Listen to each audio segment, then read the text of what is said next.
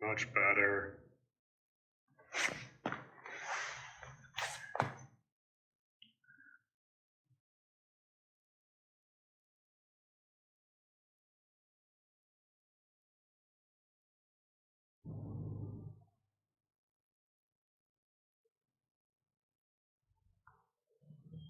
Yeah. Good. Excellent. Keep more weight on the right leg. There you go. I'm thinking of we can. I still want to do. I don't think I want. I don't want to add it.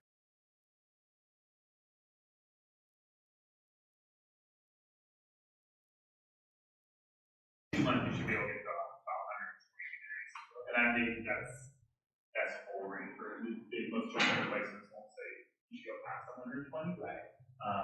140 is Pause after this one. 140, which is at the pause at the bottom. Shift your hips 2 inches that way. There you go. Stay over there.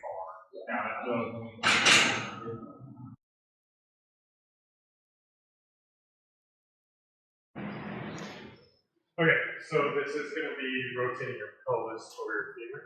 So just go ahead and mimic me in the same position. Scoot this way a little bit. Alright. So my shin is going to stay vertical.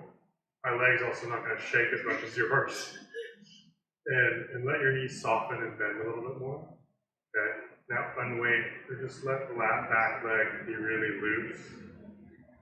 You still got a lot of pressure through that back foot. Okay. I want your knee to still stay on top of your heel. Okay. So now your knee can't move. Your pelvis, your knee moves. Your pelvis has to turn in, out of your hip, without that knee moving forward, inward, sideways, anywhere. Go to put your right hand on your kneecap. Not for support, just lightly so you feel if it moves or not. That's a lot of support through your hand. Just your fingertip. There you go. Just keep your knee in place. Relax this back leg.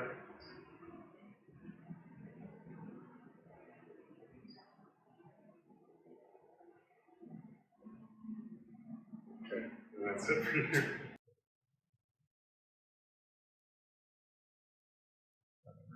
Purposely let that. That's too much. Yeah, that's it. So you see how the ankle is getting very compared to. Yeah, that's right. Let's get closer to it.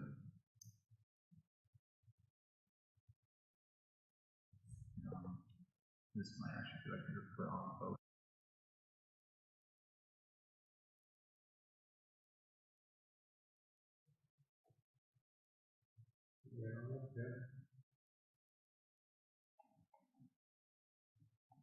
Wonderful. You feel how you're arcing over the skate now instead of through your foot. Yeah.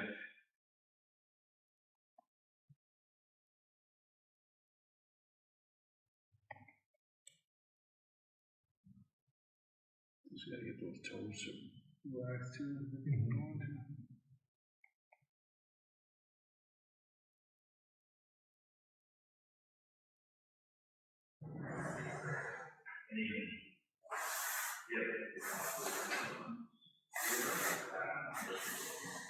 Relax the right arm.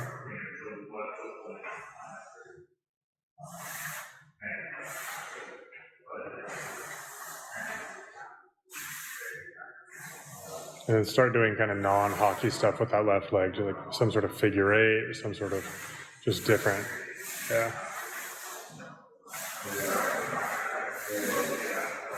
Go ahead and vary your height, so maybe a little bit lower than you would normally be. Yeah. Let the upper back round. There we go.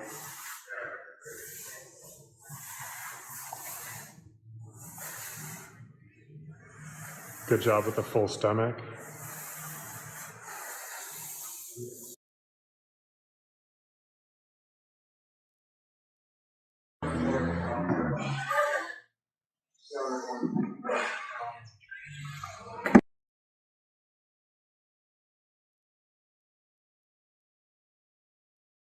Go ahead.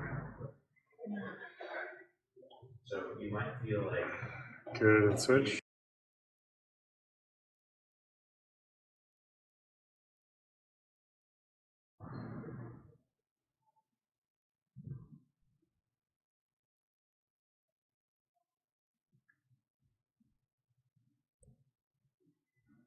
Feel the way it's the middle of your toe knuckles? Yeah, there you go.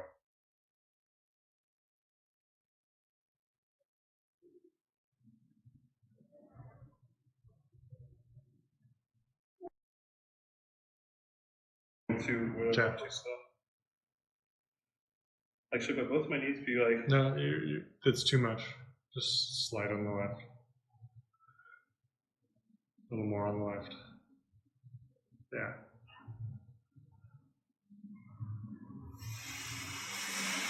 Great tempo.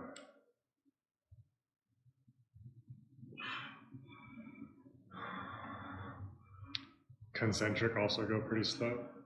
This is maybe too slow, but I'm good with it. You can't. You don't need to if you don't want to. And back up smooth.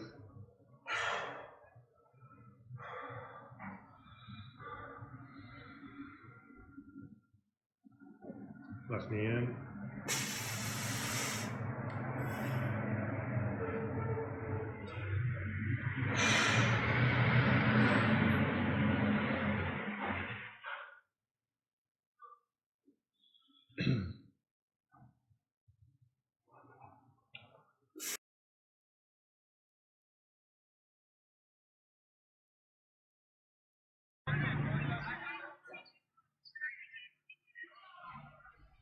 Notice that foot wanting to spin.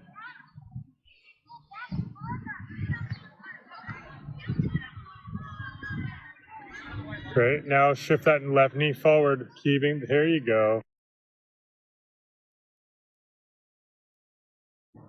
Okay. So go ahead and go forward on your own, and keep that off. That tendon off. That's not the line. So there's even one of the things you can do on your own. Okay. Is every time you go forward, this needs to be off. The more off this is, the more you'll be able to glide this joint kind of how I'm gliding you.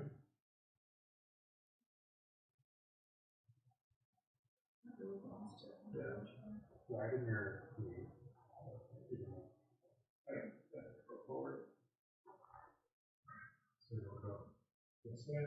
Try to keep weight on the inside of your foot.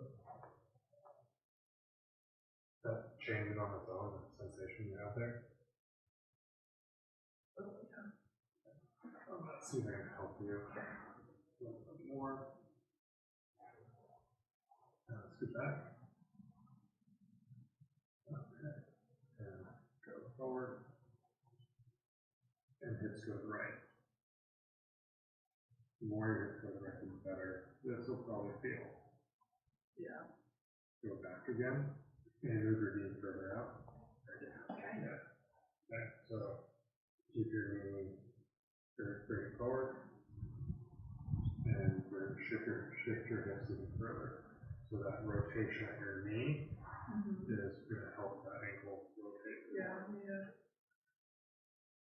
Try to maintain that on your own.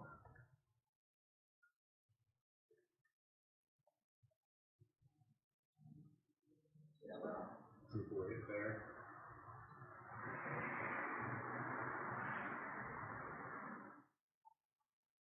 Go on. Yeah. Keep going. So hold there. Put your toes on underneath you back there. Try to keep your hips where they are and unweight your back knee 1 inch. So like the inch off the ground.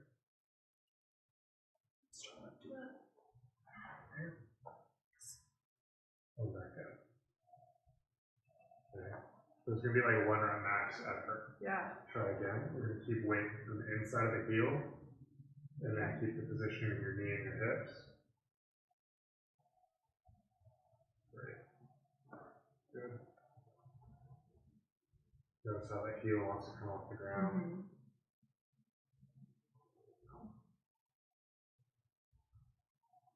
So is that just taking, like I'm engaging other things besides? You're rotating This? your joint how it's supposed to rotate. Okay. So when a leg bends, at each joint there's opposing rotations.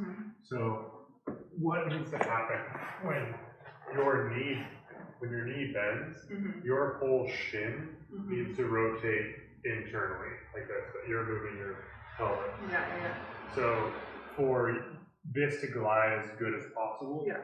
it needs to spin into your heel like that. Yeah. And the more you bring that hip out, it creates this twist at your shin. It helps that rotate more. That makes sense? It does. Yeah. It was just kind of shocked like how hard that was. Yeah. So it's like this. If this is your shin and this is your femur, as it bends, it needs to twist like that. And so if you're not getting as good of bending in this leg or in the ankle as possible, it's partially because things aren't twisting, bringing hips that way. Yeah. There you go. And now we're going to put force through it so you get strong here. So just try to lift, go back down. Bring your hips that way more. Shift the outer leg out. Okay. Just go forward. Good hold. Relax that tendon.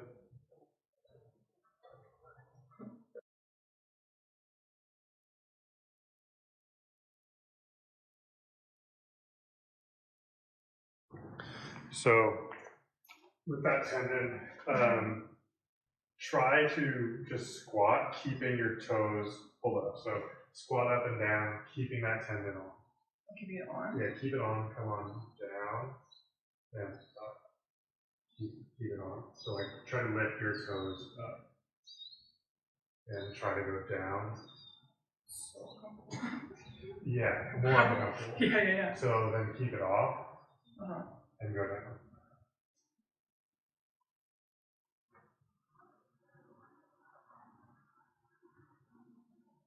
The more you actually come forward. Yeah. That's probably uncomfortable on your ankle. A little bit, Yeah. So try this experiment on your right side. Okay. So if you keep that on and Yeah. then just try to lower down, it's not gonna be very supple or allow that ankle to bend. Whereas if you let it keep going up, keep it relaxed.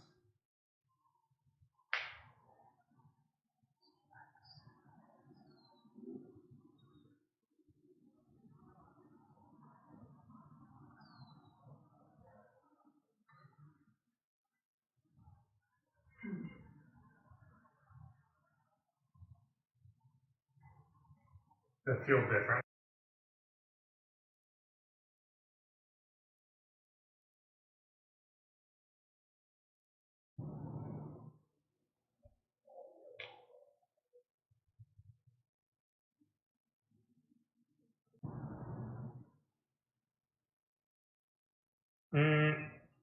There you go.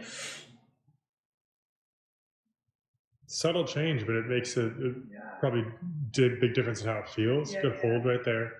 Relax the tendon in the front of your ankle. There you go. And get more weight onto the ball of your big toe without your knee moving.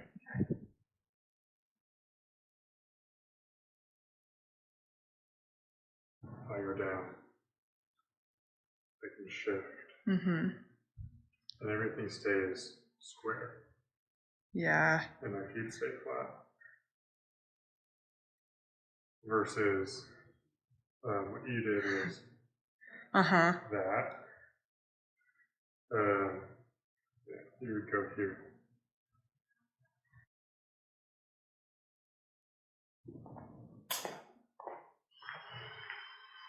The next thing I'm going to do is get them upright and see if they can get into a deep split squat. And again, I want their butt pretty close to their heels here, with their heels staying down. and being able to not only rest here comfortably, but to be able to oscillate and just have an endurance there, being able to do 8 to 12 reps, being quite comfortable there. And it's mainly this end range that's going to be most valuable for people with some sort of patellar tendinopathy, or someone who's an aquatic gait pattern where they like to stay so concentric that they need more of this eccentric component, and arguably some of the deeper eccentric parts will be really useful for them. Some of the things that I'll also look for is I'd like that back knee to be almost straight. If it bends a little bit, it's okay. A lot of people don't have that hip extension. And then other thing will be, if that's too much, they can be in half kneeling, and a regression would be here. And what I might do is have a band pulling me forward around my waist, around my chest, or holding on, so that I'm getting some of this horizontal range or stress.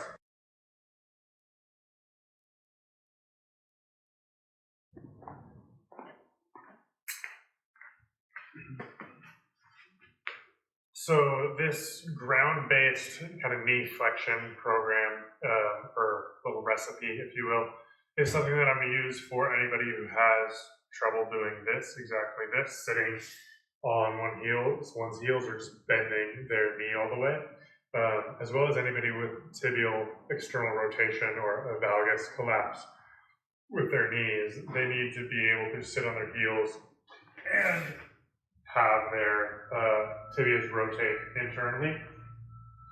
So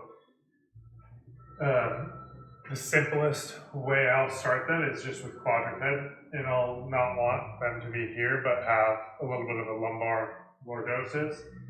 And can they just rock back and forth here and sit, get almost all the way to the heels without rounding their spine if they substitute motion there.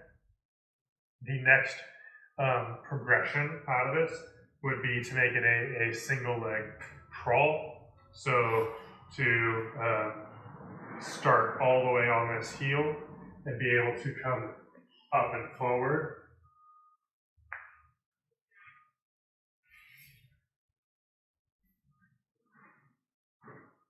And what I'll try to do with the setup is just have almost two railroad tracks for the limbs. They can go straight back with one leg. I'm also cool with them going to external rotation if they don't have that hip extension, and then that they come up and forward. And they can do it with two arms on the ground if needed, or they can get a big step here. And so it's these kinds of things that I'll also do in an endurance set, maybe 20, 30, 40 in a row, where they will get in and out of their quad here. They can also go really, really slowly for endurance, so that they would crawl up really, really slowly, and then really, really slowly back. Great for initially starting to develop the VMO. The next phase would be a half kneeling squat, where there's a few different variations here, where they can sit straight back onto their heel, butt onto their heel. So it would look like that, or even foot a little bit less turned in, and then up, or they can get their butt outside their heel. The butt going outside the heel is going to recruit the glute a little bit more. It'll get their femur a little bit deeper into the socket, where sitting straight onto the heel is going to be much more distal quad knee VMO. And there's a few different variations to it. Keeping the spine upright is going to put the greatest strain on the knee. Shifting forward or hip hinging and then coming back is going to be less. People can hold on to a wall, rack, something, and help themselves up and back down if need be.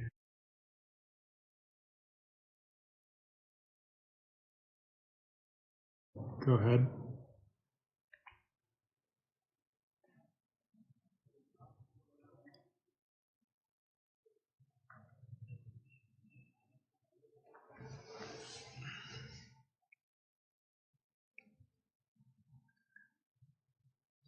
So much better.